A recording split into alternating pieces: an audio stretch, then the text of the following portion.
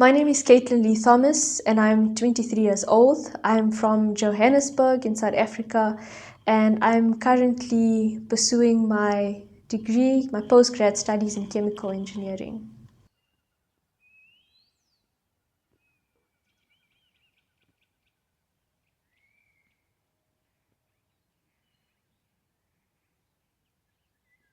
Everything just happened so fast. You're in a different environment, and your COVID hits.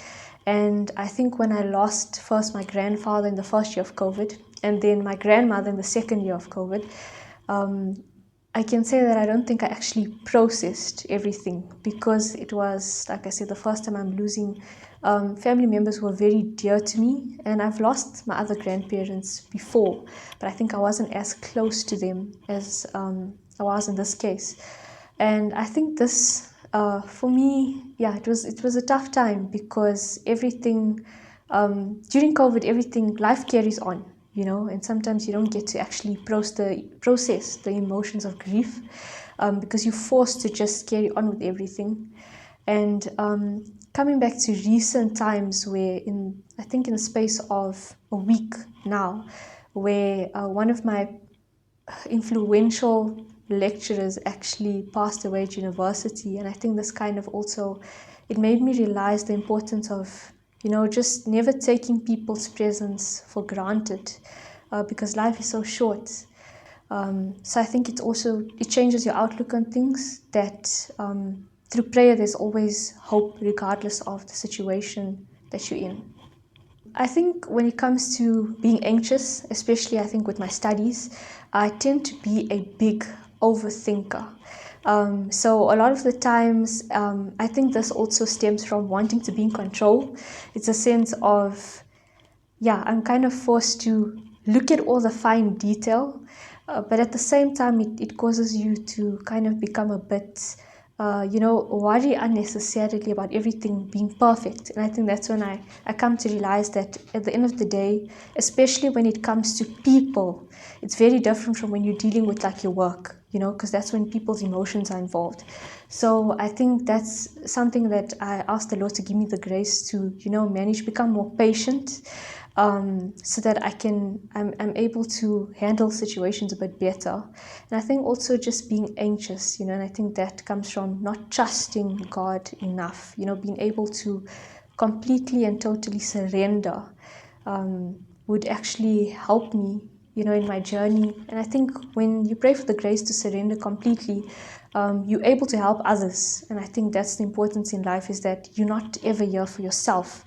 You live your life as a journey, and that's the importance of community. God gave us each other, and sometimes back to control, you want to be in control of everything, whereas people are there to help you. Like Simon of Cyrene helped Jesus carry his cross. We're there to help each other carry that cross, so that we can all reap the rewards of eternity. Something which I feel like God has given me the grace to bear, but I think it's because of the ability to, you see other people going through certain things. It may not be a personal cross that you bear, but sometimes we bear the pain of other people when you see the things they go through. And I think in recent times, it's especially with children, a lot of the times when I see either children affected by poverty, or abuse, or times where kids are kind of neglected by their parents, I think it's something that hurts me like pretty deeply, in terms of personal experience. And I think that goes back to like a time where I remember I was studying, and at the time I found it very difficult to stay awake. I used to fall asleep a lot because I was constantly exhausted. And there was a time where I think I went into a bit of a deep sleep, or a bit of a dream. I don't know if I can call it that. And I'm not one to, I don't think I've ever had, I've heard a lot of people say they've had a dream of seeing Jesus or Mother Mary, and I always think this is so profound. But I remember at one time, I think I had this brief sleep, and I just could envision Mother Mary. Actually, she had like a whole lot of babies in her hand, but they were all covered with blood. And this was something where I think when I came out of this dream state that I was in, I felt like the Lord was basically, it was a call for me to pray for babies at risk of abortion. And I think this was something I held on very strongly for. So I think it may not be a personal experience of pain, but I think the ability to feel someone else's pain and to pray for that, because I think sometimes, you want to try and help everyone, but it's not possible. But to help people by just offering up prayers for those who can't pray for themselves, I think that gave me, a lot of hope. And I think that comes to, when I think about it in the week, I was actually thinking about this, where I was like, Lord, I was thinking if I had one superpower, I know a lot of people be like, I could fly, I could be invisible. But I said to myself, I wish I could actually just, I don't know, do you call it metamorphosis? Yes, take the form of something else, transform. I wish I could take the form of, when children are in a space where they lack that sense of love, whether it be physical affection, emotional affection, I wish I could just take the form of like maybe the parents at that point, just to provide that sense of, love. Because I think what we don't realize is that a lot of people come from broken homes. When they were children, they've been through certain things, and you don't deal with those things when you're a child. But when you're an adult, those things creep up in your life, and then that's what leads to, broken families, broken marriages. But it's because we are broken people, we're broken children, we don't deal with their situations then because we kind of feel alone. So that's like one thing, I think the pain of a child, because I always feel like, you're so innocent. What does a child understand about what they go through? So I think that also causes you to be like, be grateful in every situation, because we meet people on a daily and sometimes you judge them and you never know what that person has been through as a child and what they carry into their journey, into their families, into their workplaces. I think as much as times, you view the struggles of maybe your family, of your friends, but I think the world is in more pain than it's ever been in for a very long time. And I think this kind of, I remember my prayer on a daily has changed a lot, in the sense of, I now, instead of, okay, we pray, we generally all ask God for things, we thank God for things. Maybe we don't tell Him we love Him enough for all He's done for us. But I think in recent times, I've asked God, I said, Lord, put me in the fire until I come out clean. And it's a sense of, especially, I think it connects very deeply to, in terms of my studies and my work, but a sense of, in chemistry, we have something called a catalyst. Just taking it back so it's relatable. And what catalysts do is they increase the rates of a reaction. But when your catalyst is dirty, and it can be caused from impurities or what we call coking, right? It takes away the ability of that catalyst to perform its role. So we say you burn the dirt off, and that's a way of cleaning or regenerating it. And I think coming back to relating to my personal life, even like when you talk about putting a metal through a refinery and you have to burn off, whatever impurities there are for it to become usable. I say, Lord, burn whatever dirt is inside of me so that you can truly use me for the purpose you have created me for, so that one day I can share eternity with you. And that's why they say, be careful what you ask the Lord for, because indeed He truly does what you ask. And in recent times, I think the Lord has been revealing to me about myself more than any other time in my life, the person I truly am, in the sense of, maybe the pride that you sometimes don't see. You speak to people and you say things and you don't realize. Or sometimes you interact with people in a certain way and you don't realize that, in that situation, I wasn't actually showing people the love I should be showing, the love that, if I claim to follow Christ, am I really living up to His example? And I think that also, it came to show me that I think one of the most difficult things a person can do in life is to actually love the way Christ loves. Because it can be so difficult to, imitate that same sense of love with people you meet, in your thoughts. Everything needs to point back to Christ. And I think that's definitely a cross that I have to start to bear with with grace, but relying solely on God and not on myself to actually make a change. I think that comes back to, putting God at the center of your life. Because my dad always told me, with you put God first, everything else follows. Yeah.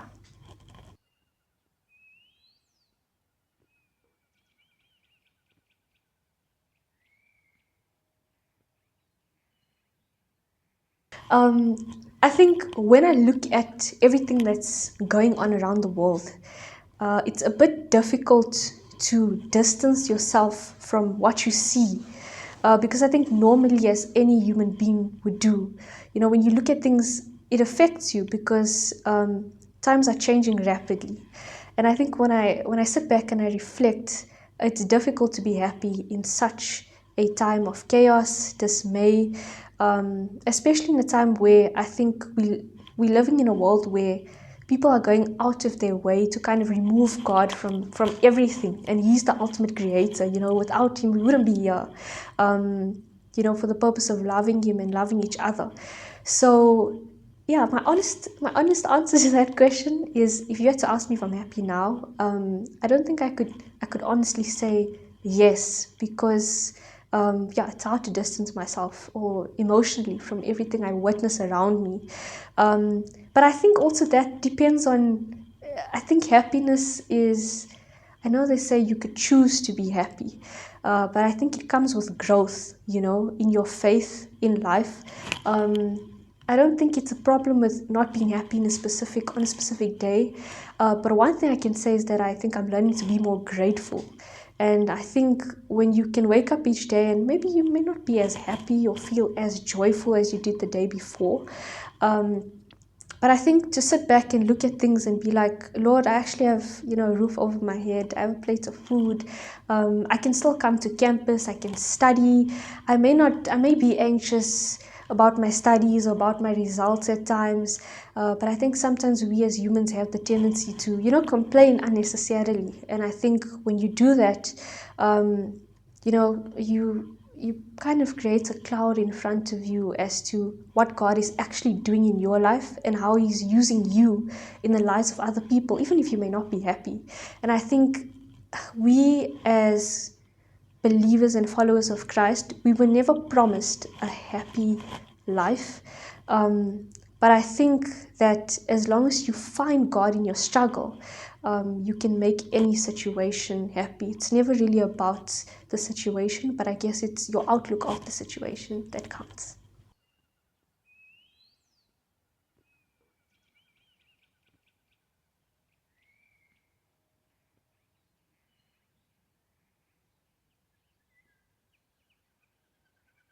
It definitely comes back to the root of my existence itself, and that's serving God.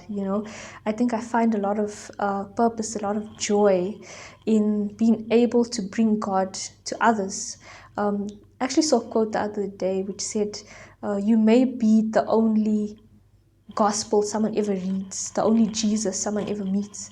And I think that really stuck out to me in the sense of sometimes we think that we have to do extraordinary things with our lives to actually make an impact in people's lives. And when it comes to your passion, I think everyone's called to a certain vocation, you know. Some of us lawyers, doctors, engineers, some of us have ordinary daily jobs, priests, some of us are called to marriage life, to single life. But I think it's all about looking at your vocation and what you can do to best serve God by doing everything from the smallest to the job which requires a lot of effort, just to do it with love. And I think by doing that, you honor God more. But I think coming back to myself personally, I've always been very much involved in my church community. Even from when I was at school, I think service played a big part of my life. And yeah, in church, I think it would just be contributing to ministry, various ministries. And yeah, that comes back to what I love to do, to serve God, to bring God to other people. And I think it's also remembering that I'm just the instrument, but God is the ultimate source. it's like if you have a window which provides light, the window is the instrument, but God, the light, is what shines through the window. So I think it's just allowing people to, when you, the way in which you conduct yourself, you're always an ambassador for Christ. It's never about you. And I think that's something we come to learn in our daily lives. And that, I think, comes back to my degree itself. I always had to remind myself, even though I'm not always, I don't always stay true to that. But I think by the grace of God, you learn, or he changes you, he removes all those impurities. But it's the fact that it's never about your role. So whether you are an engineer, whether you are a politician, it's not about that title, but I think it's always about the goal. And I think that comes back to, what do I want to do with what I'm studying? And I think if any person can identify that, it doesn't matter what job you're doing, but what's my goal out of all of this? How am I going to use that to actually benefit God's people? Because that in itself, I think sometimes we get things a bit confused, especially when we're striving. As a young person, you strive towards, a good degree because you want stability in the end, financial stability. It's important. And to one day provide for your family, whether it be your family that you grew up with, or if you call to marriage life, the potential family that you're going to have. And I think we focus on those things which are kind of materialistic. But I think it comes back to the fact that God is the one who provided me, with the ability to study for a degree. So how am I going to use this to give back and to contribute to his people and his kingdom? And I think that's still something we all try to figure out. You don't realize what your vocation is sometimes in a day or in a month, or sometimes even years. But it takes you time to actually discern and for God to work through you, even though you don't see it in the moment. But then I think later down the years, by God's grace, you sometimes realize, I actually had to go through that a few years ago so that God could bring me to where I am now, so that I could actually be a light in someone else's life, just as how Jesus was a light in my life and how he continues to be that light.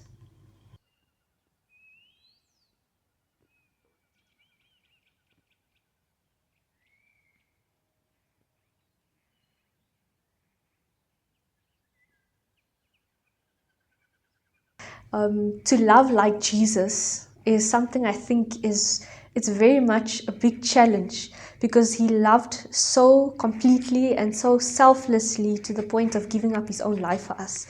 And I think when I look at the concept of community in itself, it starts first at home, because your family, those are the people you grow up with. You may not at times always like them, but I think they shape a big part of you.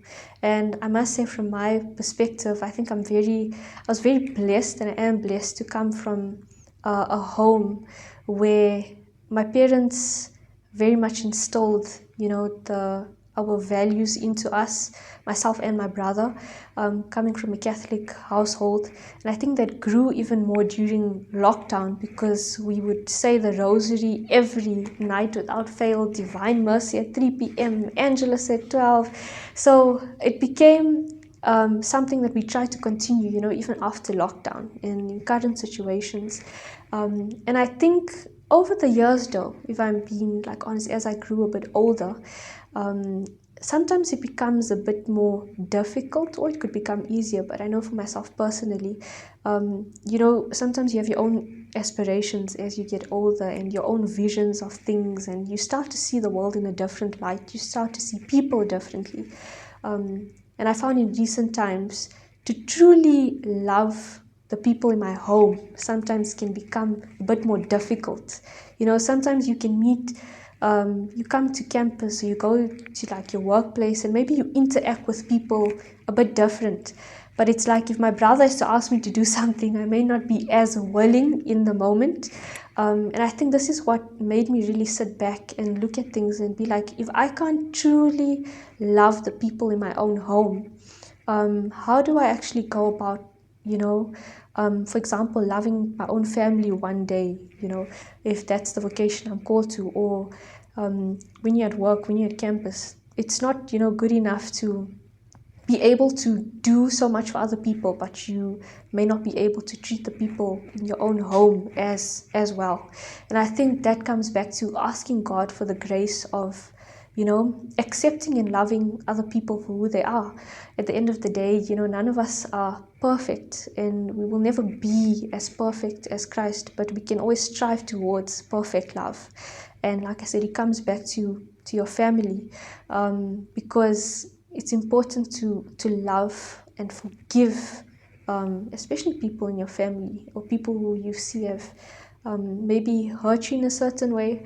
And yeah, that can be difficult, and that's why it's so important. That's how I think I've come to see relying solely on Christ to love, and that's a grace I've been asking God for recently. Is God, help me to love my family, to love my friends, and to just love everyone I come across in a way that's pleasing to you, and not necessarily for my own self too. I know that I think the most true form of love is to want heaven for the next person. So I think if we can all just want heaven for all the people we meet, I think the world would be a much different and better place.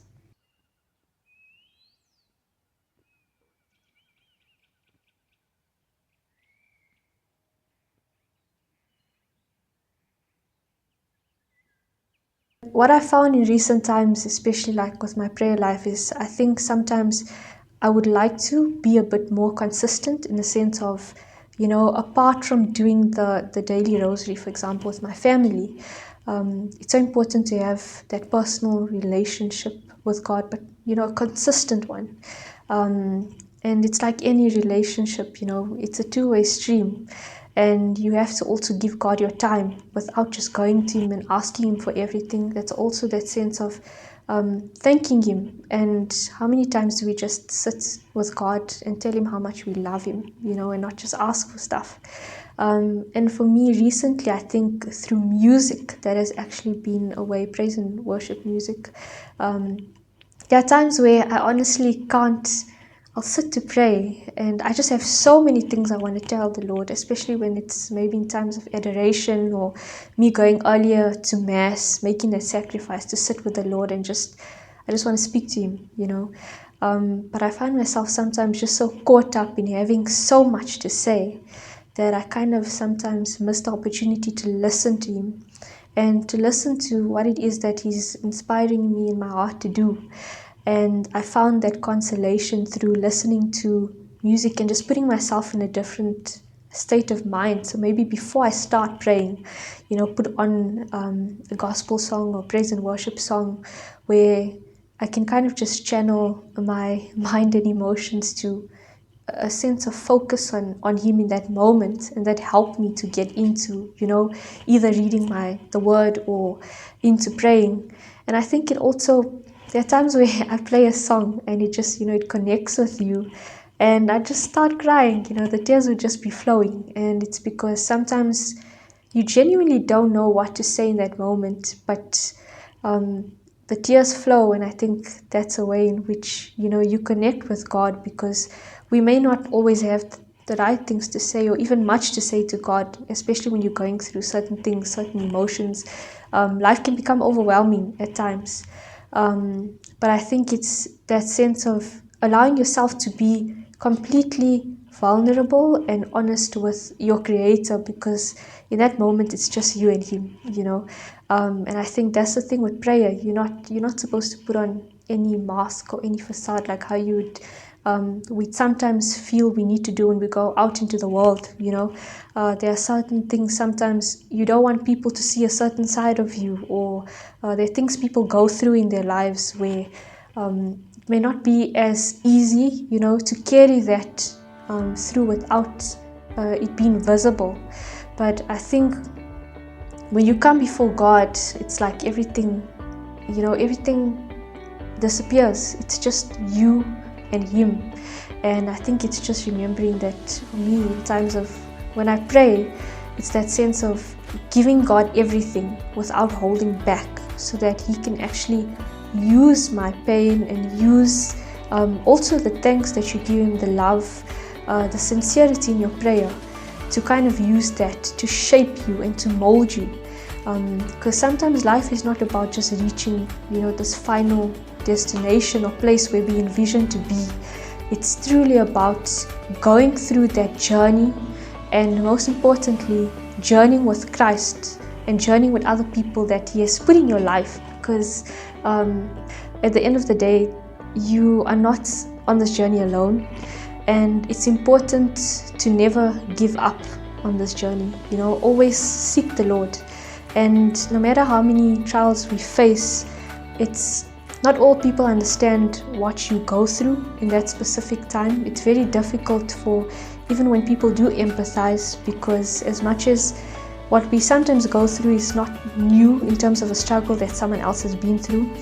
But I think it's in that moment to remember that God is always in control, and the mercy of God is something that we would never be able to comprehend.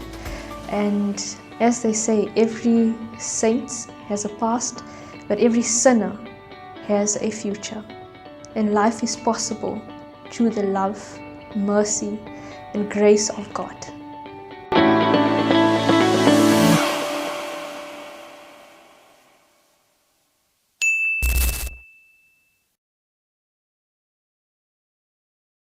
That's the question.